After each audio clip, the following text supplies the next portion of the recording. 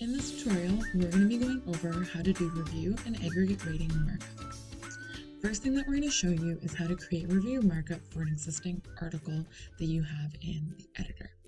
So here we have an article on our website that's actually a customer success story that has a review provided to us by the customer over here on the left-hand side.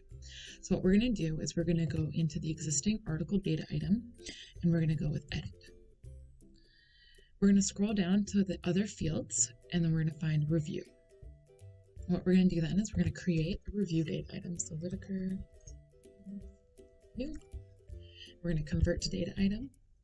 We're going to go create. What it now does is it provides us with the required and recommended fields for the review data item.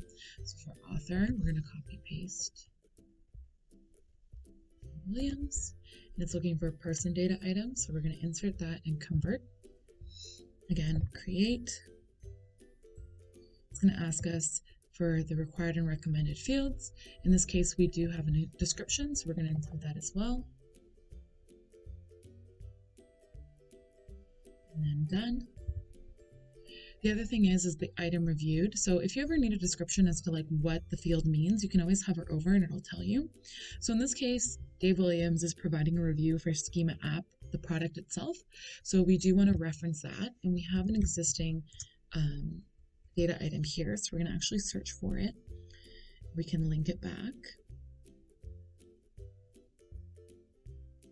This.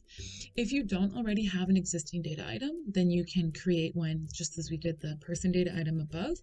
Or if this was a product page with a review on it, because it's implicit that that review is about the product, you don't have to enter anything for the item reviewed field. The other thing left is the review rating.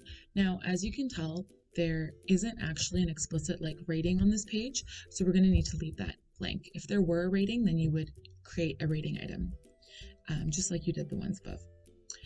The next thing we're going to do is we're actually going to open the full data item. We're going to go into it. We're going to edit. And we're going to actually look for the review body field. So this is where you're actually going to copy paste the actual review that was provided and include it as text. You can use the data item used by below to navigate back to the article that you had added the review to, like so. That's essentially how you create a review data item. What we're going to do next is we're going to go into one of our blog posting data items. For this one, it's this creating FAQ page schema markup tutorial that we have on our website. And right at the bottom, we actually have this aggregate rating. So we've been rated 5.0 by one user. So what we can do is we can go into the blog posting data item. We're going to use the edit function here. And we're going to scroll down in the other fields until we get to the aggregate rating. Right here. So what it's looking for is an aggregate rating data item. So what we're going to do is we're going to provide it with a name.